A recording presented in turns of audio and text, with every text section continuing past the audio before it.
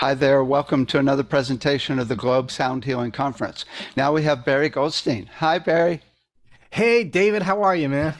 Great. Welcome, welcome. I'm So, glad to be here with you. so Barry's musical experience spans many styles and genres, from co-producing the Grammy Award-winning track 69 Freedom Special with Les Paul for Best Rock Instrumental in 2005 to providing ambient music for Shirley MacLaine.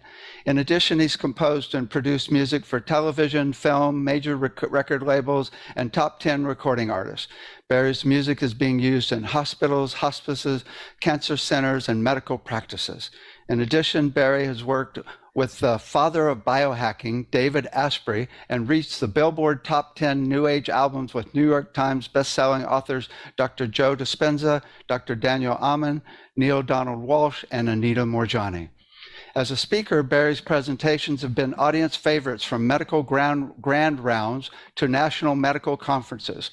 Barry breaks through even the toughest of skeptics by providing research, humor, and experiential processes that demonstrate the healing and transformational aspects of music and how these musical prescriptions can be used in modern-day medicine.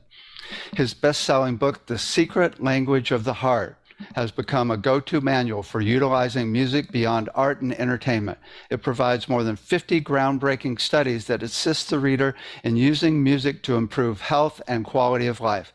It's been endorsed by medical pioneers Dr. Norman Shealy, Dr. Stephen Sinatra, Dr. James Ushman, and Dr. Daniel Amen. You can find more at barrygoldsteinmusic.com.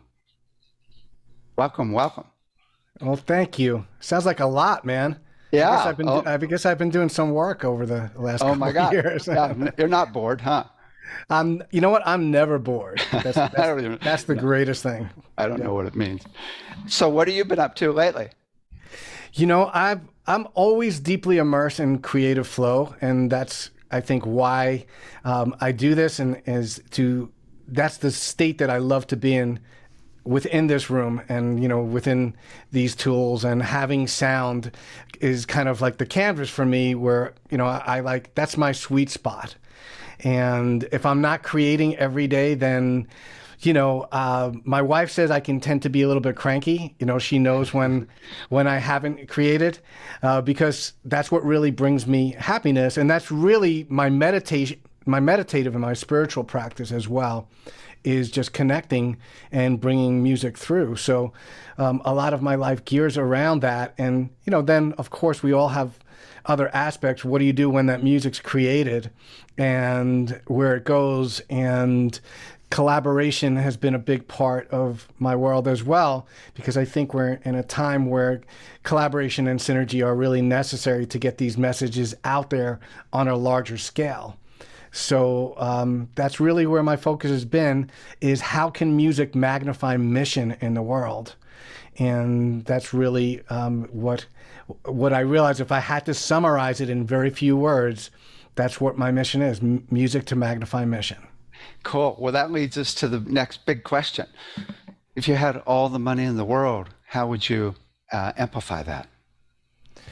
Well, to me, money's energy. So it would, ultimately, abundance and having money creates more freedom. And that's most people. If you talk to most entrepreneurs and you ask them about how they created their abundance or why they created their abundance, it's not just to have belongings, it's to have freedom. And really, I think that's what it's about for me as well, having more freedom to create more. And I think also, I think I would focus some of that on different lanes. Expanding vision in different areas. Research is definitely one of them. I think we need to be doing more research, which, as you and I have talked to about as well, you're doing a lot of research, and in just such a great mind frame of asking questions. And I think that's so important where we are right now. I'm seeing more and more people coming into sound healing and thinking that they have all the answers, and I think for me, having more money just means I can have a larger quest it's about quest and experience. Thus the word questions, right? Quest is in the word questions. So I think the more we question, and which is, what you're doing is like you're getting better answers, but really it's about the questions first. We don't know everything. We're learning more. And, if money can help create a larger conversation, get it out to more people to have these conversations, bring more people in our world, right, from the scientific part as well. So, I think what we're doing within the sound healing communities is we're blending science and spirituality. We're combining ancient and modern. And with that, we have to bring in the appropriate experts to delve in deeper with it. And sometimes that does. That takes money to bring people in with expertise. It's just the nature of the conversation. So that's some of the things that I would do. And I think I would give back more as well. I would make things more available for people, more tools available for people. For free, have more programs out there, more nonprofits that could get people into this, and develop more programs for children. So I think that's also an important part, because they are the next sound healers waiting to happen. And we have to do it in innovative and fun ways, within our communities. Cool. We've got the Sound Education Association. We've created over 2,500 exercises for kids from 3 months all the way up to 18 years now. And we're now getting funding to create like 40 schools around the world and bring it into different governments. That's awesome. Yeah. So there you go. Like, you don't have to have unlimited funds, right? You just have to have unlimited creativity. And again, that's, that for me, that comes in the creative process. I don't know about you. I know you're a composer as well. Like, how many times during your creative process, like you're in the middle of creating a composition, does another idea come in, right? Because you're connected, your brainwaves are slowed down. You're in that perfect state where new ideas come in. That doesn't happen in our thinking mind. That's where we need to pivot the conversation. Technology is amazing. I love it. It's stimulating, but we also have to incorporate it with our heart's intelligence and learn how to also move the brain into more coherent states so that we can make room for these elevated states of consciousness where we ask better questions and receive better answers. And, we have fun with it. Let's talk about that more, because a lot of people don't have these creative channels open. They're not getting downloads. I mean, it's kind of gone off the deep end for me recently in the last few years, because I got some higher beings helping now, right? All right. But oh my God, and so I always think of it, and it sounds like what you're talking about with coherence is just getting people to a place of peace. Peace is where creativity often happens more than any other place. Yeah, and I think that's a great conversation, because it's not just about musicians and artists. Everything can be creative. You can create a beautiful moment for someone, by smiling at someone who's having a bad day. You can create a business plan for your next venture. You can have creative solutions to a challenge that's going on in a relationship in your life. It's all creative, and it's all the same process for me. And the biggest transition was when I had my own kind of fallout, my own dark night of the soul. Like, I was not always composing this type of music. As you said in the bio, I was, composing in rock. I was doing a lot of stuff in hip hop and club music at the beginning of house music in New York City. And, my ultimate goal initially was to become a record producer. And when that finally happened and I started having to deliver new tracks, that took 100 hours to produce a 4-minute track, I hit burnout, and I decided I needed to get back into my origins and what made me happy, and was connecting to the heart. That little kid sitting at the end of his bed, with a guitar in his hand. Even when I only knew 3 chords, I was writing. What happened to him? So, I'm sure, like, you can relate, a lot of listeners can relate. We have this anticipation of a goal, and then it happens, and it's not what we thought it was. And so, David, I said, what would happen if I threw everything I knew about music out the window? And I just decided to free fall. And instead of composing music, what would happen if I let it move through me and I decomposed to it, right? Not knowing all the answers, connecting to something beyond myself. I didn't know what to call it at the time.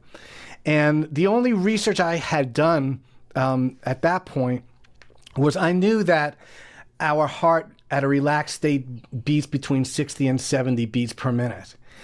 We weren't really talking about heart coherence at the time. We weren't really talking about entrainment at the time. But I said, okay, well, that seems like a good start. I'll set my metronome to 60 beats per minute. I don't know what the heck I'm doing, but I'm just gonna allow. And I started creating these pieces, which I thought no one would listen to. Like, who's gonna listen to an hour-long piece of music, like with no melody in it? But what I found was happening was I was going into deep meditative states in the process of the composition. And doing this over a period of time, I started to surrender to it and not care about the timelines and the deadlines, and just really resynchronize with myself, with my own heart's rhythm. And that became the creative process that, you know, I started sharing with people who said, do you mind if I use this in my massage classes? Do you mind if I, use this with my mom who has Alzheimer's? And that's really how this started, was as an experiment. I didn't know that what was happening in that moment was as I was in training to music. So I'll explain what I think was happening during the process, and I'm sure you're familiar with the terminology. But my heart was in training to the music. So my internal metronome, which is my heart, started to synchronize with the external metronome in the music. My breathing patterns started shifting, my mind started emptying, and my heart started moving into smooth and orderly heart rhythms, which is what we call heart coherence. So connecting to something beyond myself was really the key to the creative process.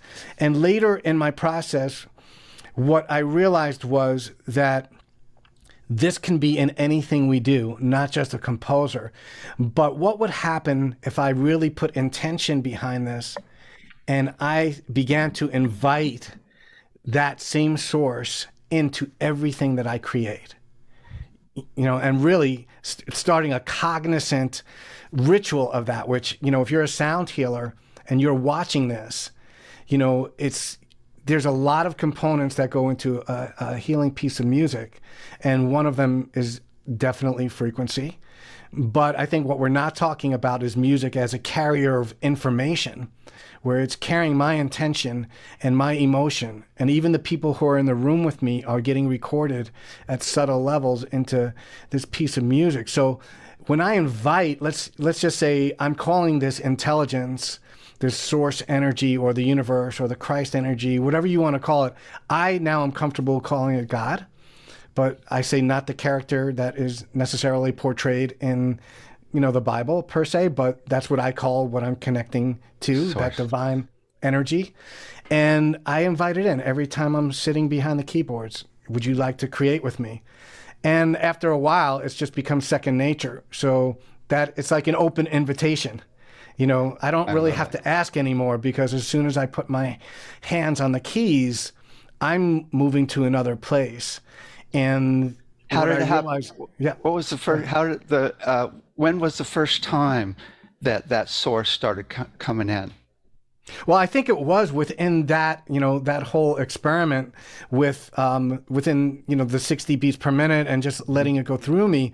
But as my spiritual path started to unfold, and I knew something was going on here that I couldn't explain, I had a series of so many unexplainable things occur where I felt that source was coming in. One of the most profound things, David, was literally in a dream.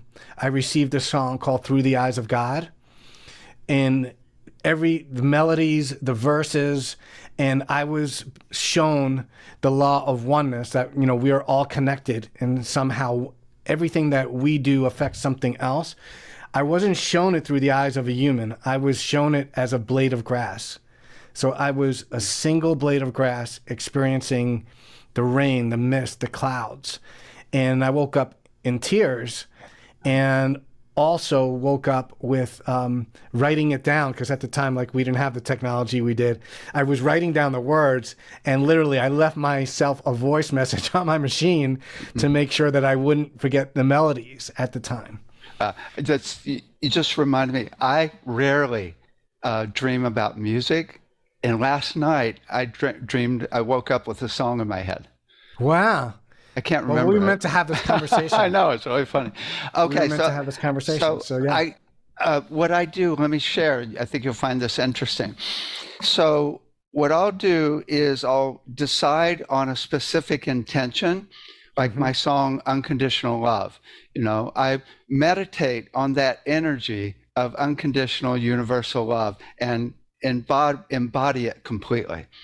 And then what I do is I notice the tempo of my breath, and I set the tempo of the song to my breath. Very cool. So I play one chord on the in breath, another chord on the out breath, and then what I do is I divide the BPM of that tempo by 60 to get the cycles per second, which is the key of the song. And then I tune. So now the key of the song is the same note as the rhythm. And that means also when you put binaural beats in it, it syncs to both of them. So now there's like, and so I'm totally embodied. And then I'm really careful to be in that energy 100% of the time, because if I'm 100% focused, that intention is going to be carried through the music to the listener. It sounds like exactly what you're doing. Yeah, no, I love that. And, you know, here's the thing that people listening and are on this summit need to understand, that your creative process is your creative process.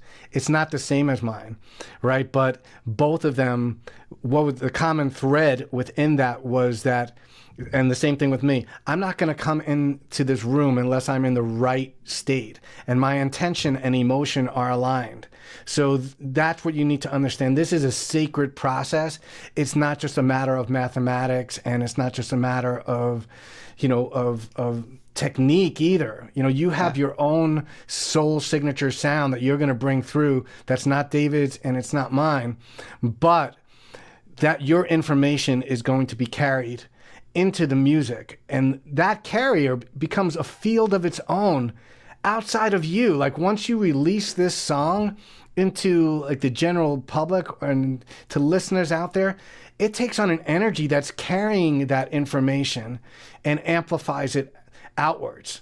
And David, I'll give you a great example of this. So I created a musical piece called Hallelujah, Amen.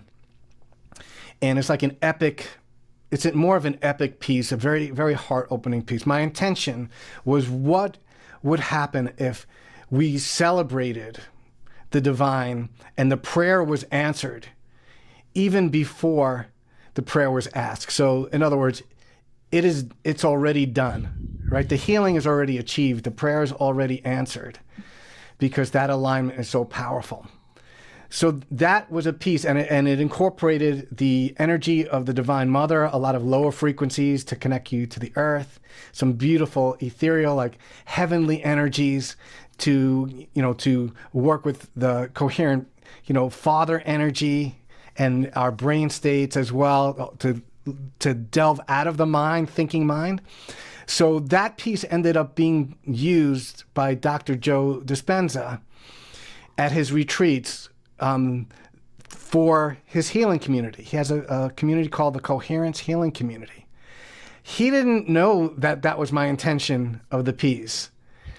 That song created a field that was perfect for people laying down, receiving healing, and that the prayer is already answered. And thousands of people have heard that piece, receiving healing energy. What do you think is happening to the field of energy in that piece? Does it have a life of its own? And what happens to it? What do you think about that? Oh my God. Well, it just points out that the energy and that you bring to something is the whole deal. Right. It's really the whole deal. I mean, and that gets carried through on a whole higher level that a lot of people don't realize. I mean, and when you live in that energy, then it's going to be more powerful. I saw God at a Pink Floyd concert, Right. but I wouldn't want to hang out with those guys, right? Right. You were just open to having an experience and probably surrendering. And they were channeling it themselves, Right. but Right. they don't live there. And whereas, Deva Premal or Sanatam Kaur, I mean, I'd hang out with them.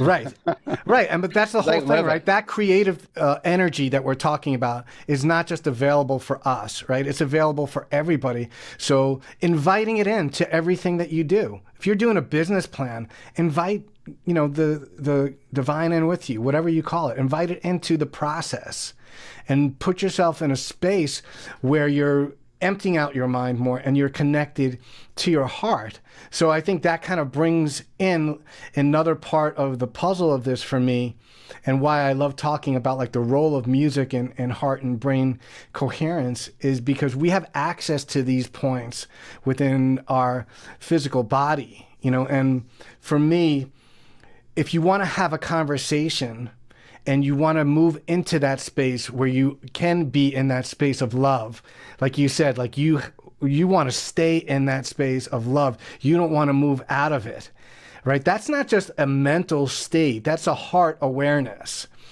that the energy here, you have your own soul signature. We all have our own unique vibration that is within our hearts.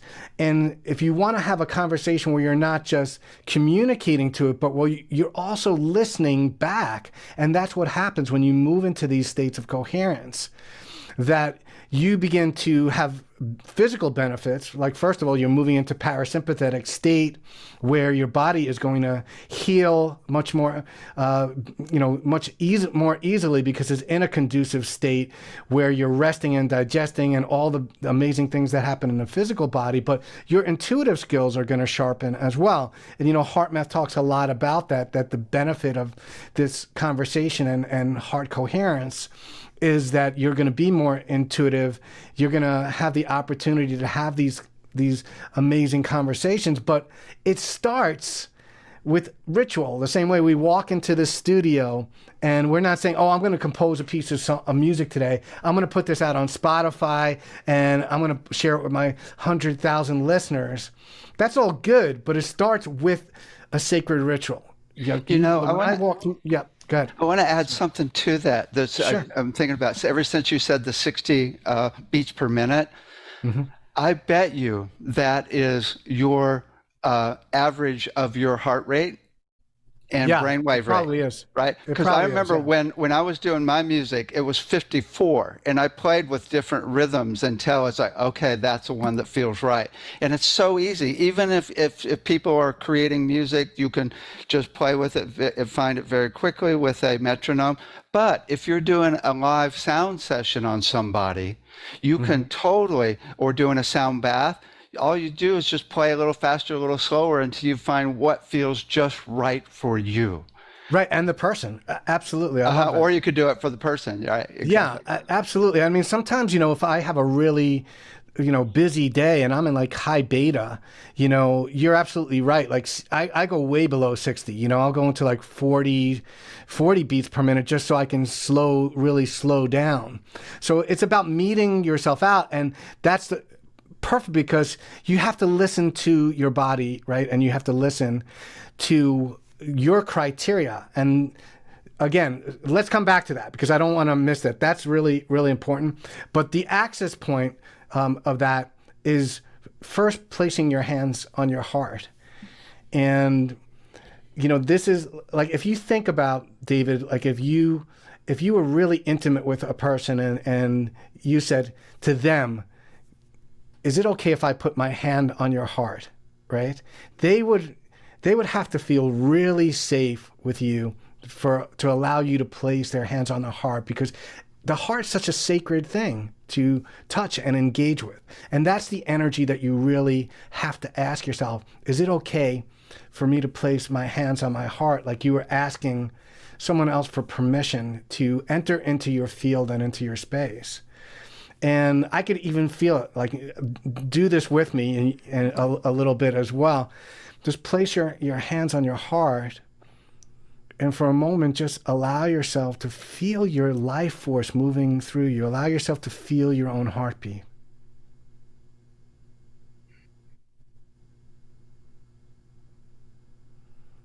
Good, and then just take a big breath in through the heart. And release a big sigh out. So I call the sigh a soul sound, because the soul comes in and lets you know everything's going to be okay. No matter what's going on in your day, you still have your own unique vibration in your heart. It's telling you, your life force is communicating with you that we are here, we are vital, we are pulsing through life, have the life energy to handle whatever comes our way. Just coming home to your own energy first. So again, feel the vibration of your heart. Give yourself a big breath in through the heart. A big breath out. And just coming home to you, like no matter what's going on in your day, this is your center. Right now you are heart-centered, focus and awareness. And for a moment, imagine something that you love. It could be a pet, it could be a place in nature, it could be someone you love is giving you a hug. And just bring that vision in. Big breath into the heart, bring that into your heart.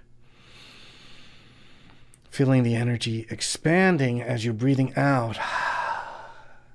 You're feeling that energy really opening to your heart, amplifying that energy as you bring in that higher vibrational energy of love. And it's just harmonizing with the energy in your heart. One more big breath in and release that energy out. And then you can just gently open your eyes and become a little bit more present in the room. And you might notice it doesn't take much, like in a few minutes of just coming into that awareness, that you can really expand the heart space. So this is your inner orchestra.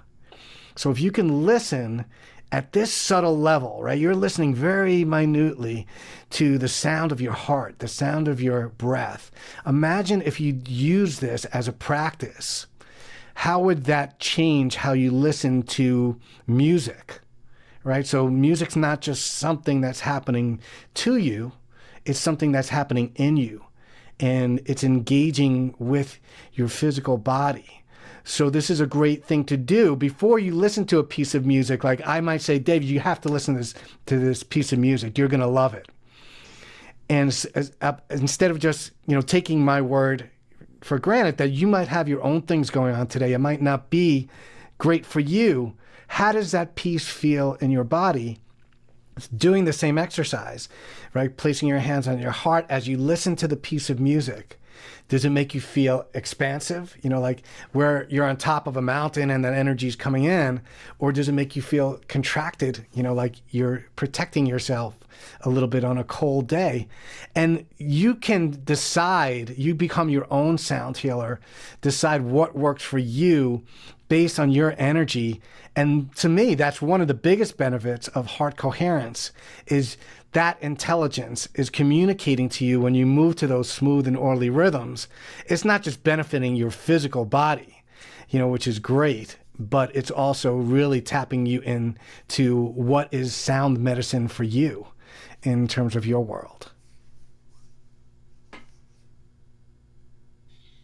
Nice.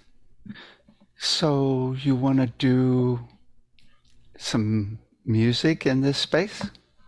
Yeah, absolutely. So, what I want to gear this towards is really we've talked about the heart's energy, and so I want to just kind of segue this into working with emptying the mind out a little bit and really slowing ourselves down a little bit. So a lot of the new research is showing that when we move to these coherent heart states, that our brain is following. So when we move into heart coherence, the studies are showing that we're starting to produce more alpha brain waves when we're in that process as well. And so this is opening up a conversation that's moving into a widened field of study that's being called neurocardiology.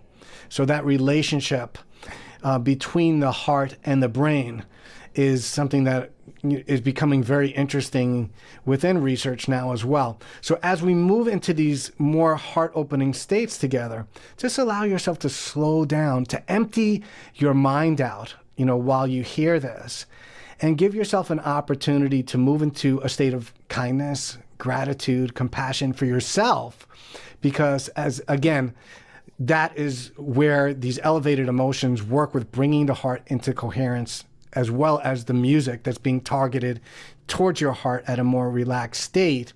You might begin to feel yourself, as David said before, moving to a more peaceful state.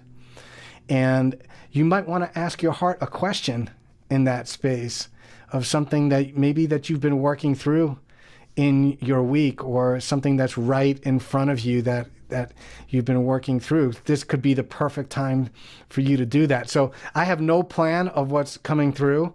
I'm going to be around in that tempo that we're talking about, but I'm not listening to a metronome, but I am kind of conscious and aware of that within my software.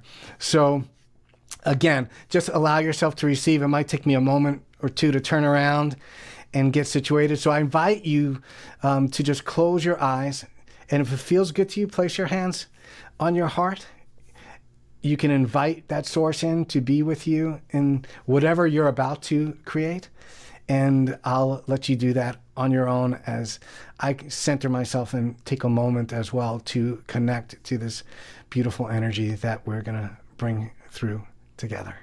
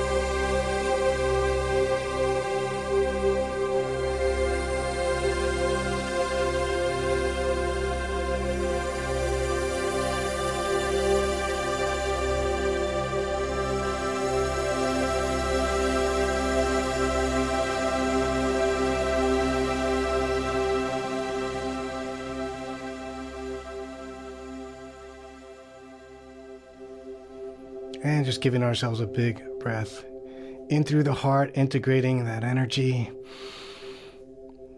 Big breath out. And just feeling that connection. As they say, the longest journey you'll ever take is from the mind to the heart. Just allowing yourself to have taken that journey, moving out of the thinking mind. And hopefully you got some beautiful insights or an integration you allowed yourself to receive, whatever it was for you today. I hope that you are blessed by it. Beautiful. So I got a question. Okay. How would you do the music differently for different issues? Whether it's depression or PTSD or grief or various issues. Is it always just peace? Mm-mm. Or how would you do it different for different issues? Yeah, I mean, some of it is, is based on the individual themselves and finding out where they are in terms of their path as well. I think that, again, there are studies that show like someone in psychosis is not going to do well with probably like a piece like that's so relaxing because their brainwaves are moving much faster and you have to meet them where they're at. So playing their preferred music that they enjoy first, acts as a bridge to even allowing them to move to that state. So I think for me, it's always about how can we create the most powerful individualized medicine for someone, because it's not always a blanket prescription for, even for everyone within a specific area, that you discuss. A person, we might nutritionally think that broccoli is pretty good for most people, but if someone's allergic to broccoli, it's going to create inflammation in their system.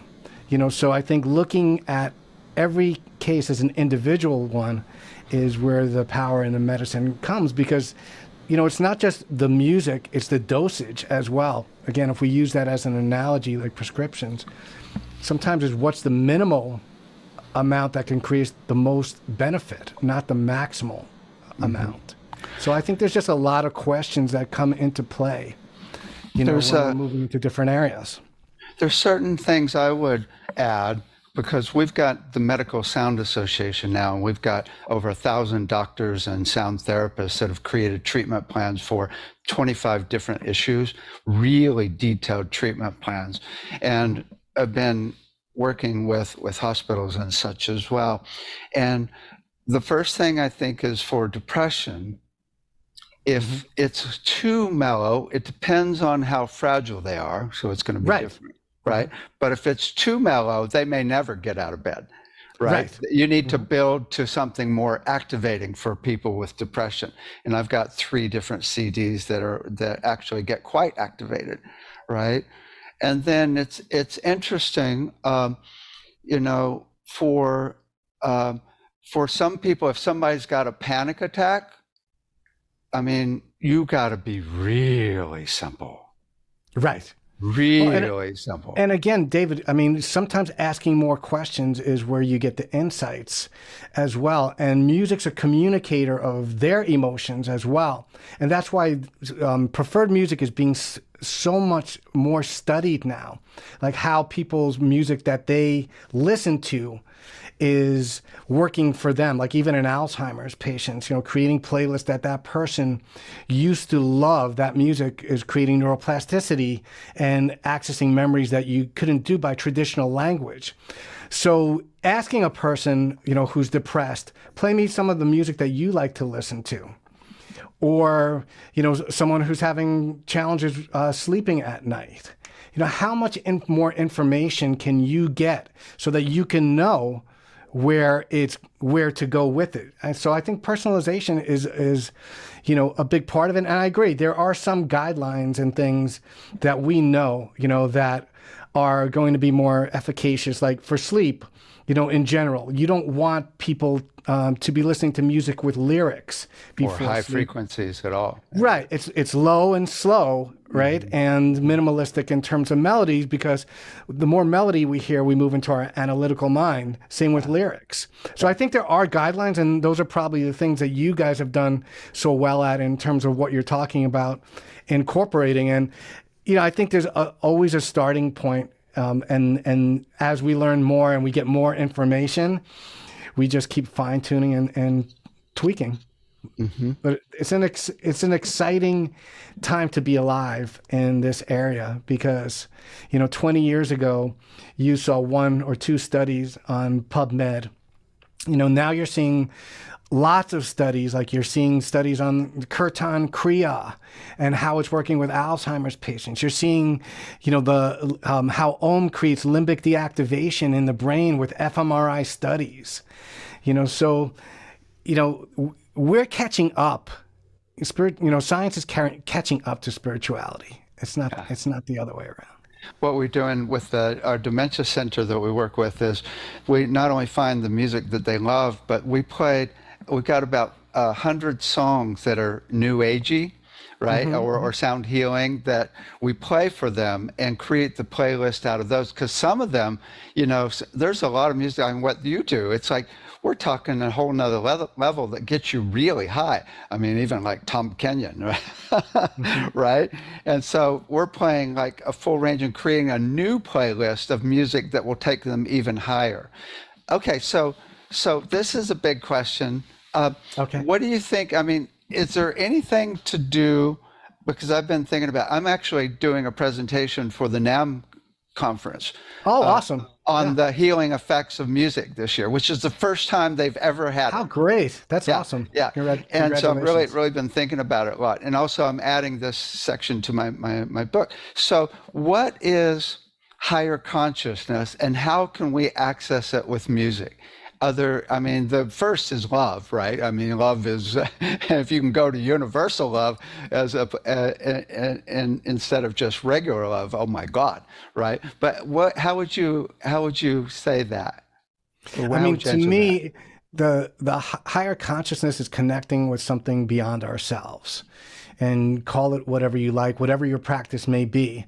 And it's not just through relaxing ambient music like this either. Like, just so, people listening, I have music that's epic. I have EDM music. I don't think it's, I have a lot of shamanistic type music as well that's geared towards incorporating world rhythm and beats. It's not being, just in a narrow spectrum of music to connect to higher consciousness. And I think that's an important thing. You're seeing it now with DJs starting to tap into what we've been talking about for 30 years, right? In terms of stadiums with 30 or 40,000 people, where they're starting to create playlists that are geared around people connecting and having an experience even beyond hallucinogenics, where they can get there with just the music themselves. It's possible to do that. So I think that it's really the higher consciousness to me and music. The key is to, again, we don't have all the answers, and to really listen, not just with your ears, but listen beyond your ears, because people who are connecting to that and are composers and are putting it in their music, you're going to feel it, and music communicates to you and gives you messages. Those goosebumps on the back of your neck, right, are not just happening like with, this type of music. Like I was brought up on Bruce Springsteen, when you're seeing Bruce's eyes batting up and down with just him and an acoustic guitar, in front of 80,000 people. Tell me he's not connecting to higher consciousness there, right? When you see Bono, right, same thing, with or without you. These are the songs we feel it, but you don't necessarily have to call it like spiritual music. Like, if you have to call it something, then to me as a composer, we might be missing the mark, because it should communicate it. And again, it's gonna create that field and move beyond the composer. And I think that's, one of the criteria we know is that when you're connecting to that higher state of consciousness, your audience will find you, because it's going to resonate with them and connect them to their higher states of consciousness. So really, I mean, for composers who are listening, sound healers, the important part is to find your connection with that higher consciousness and it's not just a connection, it's bringing it into your work. Yeah. And you feeling it. Like if you can feel that consciousness present in your own music, then there you go. It doesn't matter who likes it. It doesn't matter if one person listens to it and heals or millions of them, because you receive the healing from it. I found that just asking is really helpful as well. As Doreen Virtue says, the angels and even Source is just sitting there waiting for you to be still so it can connect. Just invite it in, ask it to come into everything that you do. So is there any research that is really interesting that you want to share that, on the healing effects of sound and music that you've come across? I mean, the one that I just shared that shows that the heart and the brain are connected, in terms of our intelligence is fairly new. And I think that's really exciting. And I think we're going to see a lot more research on those two intelligences coming together. I mean, working with Dr. Joe Dispenza, they're doing the largest study now on meditation that will be coming out.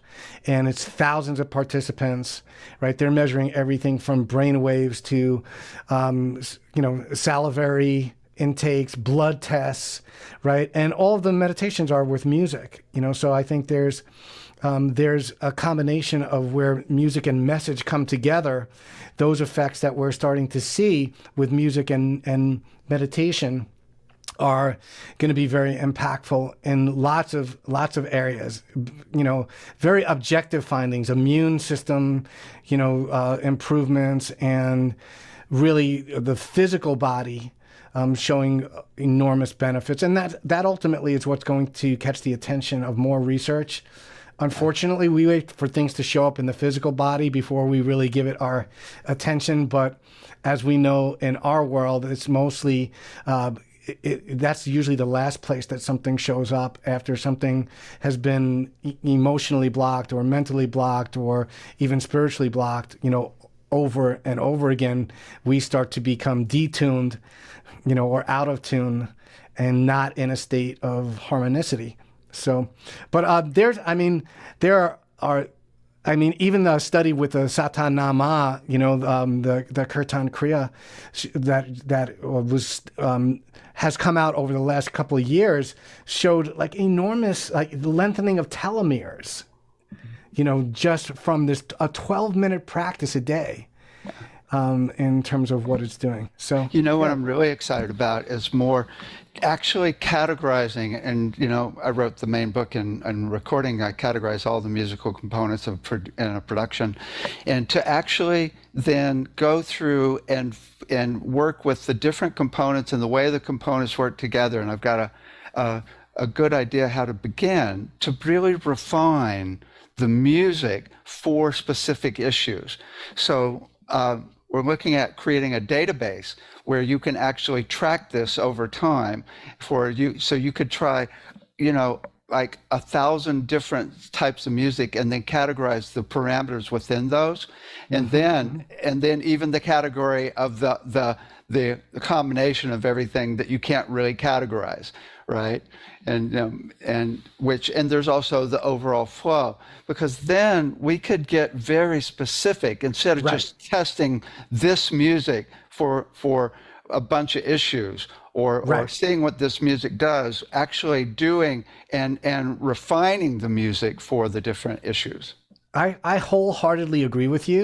And I think you would be one of the best people to do that because you've got such an incredible background in music. Oh, thank you. I appreciate that. Yeah. But I think that's what we see, though, right, in studies. That's very frustrating to me. I didn't think of it when you asked me, but I definitely agree with you, because we'll only see, it usually says music was shown to, right? It's a very, right, or classical music, right? It doesn't even really get into the piece of music that's used. It's being used in such a vague term that as people who are doing like the research and creating the music around it, it is kind of frustrating, because we want to see it get more specific. And I think one of my things that I'm excited about in terms of creating and getting more research around is, composing in different tunings for everything. Like we talked about this off camera or on, but Yeah. we were talking, the conversation is just way too limited in terms of tunings. Like, people must ask me 1,000 times, Like concert pitch of 432. yeah, and such. 432, 440, 444. It's, I get it. It's great, and it's a great starting point. But ultimately, we can tune our keyboards to any frequencies now, right? I have one And tuned to a lemon for weight there you loss. go. Right, there you go. And that's really the key. Is like when we start to think in that way and out of the box, okay, well, what are we targeting? What is going to be the exact frequency that I can tune my keyboard to harmonically align with that? And, And it could be yours. It could be your frequency. it could be Right? your frequency. Yeah, That's yeah, right. yeah. I That's always where the thought- conversation is going, and that I'm excited about and should be researched more. Is we should be hearing about, this specific tuning that someone created a composition that was a serenade to a liver disease, someone who had diseased liver. Yeah. And Well, showed that benefit. So well, it's interesting, as I always say, is there are a million songs on YouTube that are tuned to 432 that I would never listen to, and right. thousands, or at least 100 or more, that I've seen God where they're tuned to 440, Right, equal exactly. tempered, right? And so Right. again, the energy the music and the energy you bring to it is light years more important than the tuning. It's still cool. It's still cool. It's still cool, and we love it. And you know what? I have experiences with it, and I'm not saying that I don't do things in different tunings, but it's more so as an artist. Like I'm inspired in that moment to do it within that specific tuning because it's resonating with me.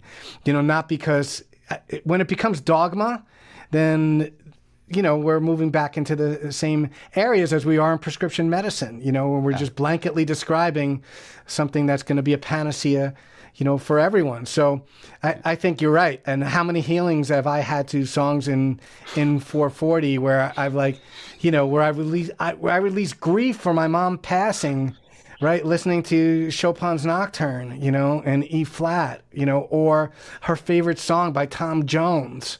And in that moment, right, What's New Pussycat by Tom Jones created this humongous healing because I was holding it in my heart space, and just hearing that made me think of my mom, and I released it. Like that's healing. It's still healing. I love it. So I always believe there are no coincidences, and mentioning that song that came through in Dream State called Through the Eyes of God, I think that would be like the perfect way to kind of end this and really bring people into a state of oneness. So realize that there are people listening to this with us all around the world. If you envisioned all of us in a circle together, engulfing the planet and sending out the energy that we are all connected as you hear this song. And I will share the chorus with you, which is, through the eyes of God, I have learned to see that I am everything and everything is me. And through the breath of God, I have learned to breathe, and I am everything, and everything is me. So if you feel like singing when the chorus comes in, you're welcome to. You got original sound on? Yes. Okay, cool.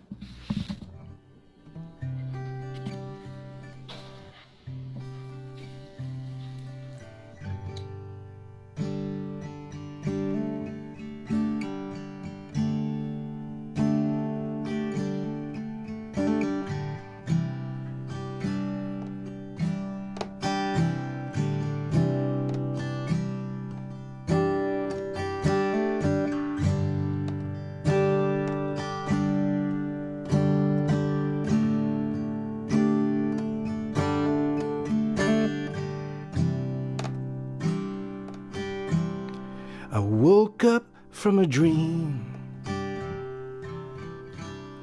I was a blade of grass.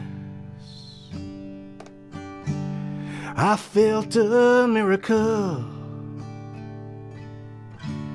in everything that passed me. I was the scent within the breeze. I was the blue within the sky. I was the cotton candy clouds.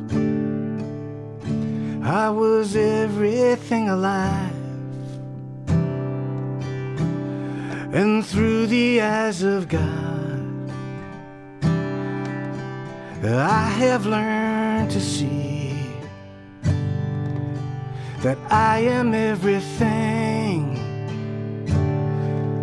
and everything is me. And through the breath of God, I have learned to breathe, and I am everything, and everything is me. I was the mist within the rain. I am the sands upon the shore. I am the laughter in a child, so innocent and pure. I am the eagle in his flight. I am the butterfly's new wings. I am the song within your heart, and I'm waiting just to sing through the eyes of God. I have learned to see that I am everything, and everything is me. And through the breath of God, well, I have learned to breathe, and I am everything, and everything is me. Well, through the eyes of God, I have learned to see, and through the breath of God,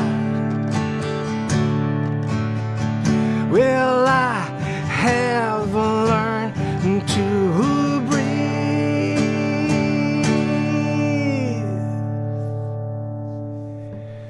through the eyes of God.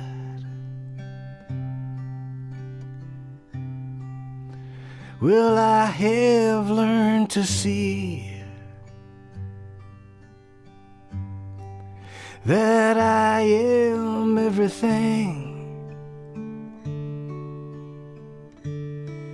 and everything is me.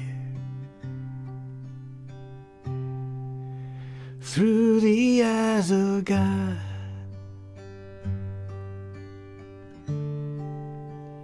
through the eyes of God.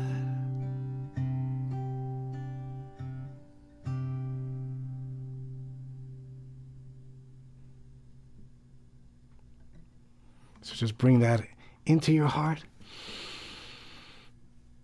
and bring it out. And we are all connected in this moment.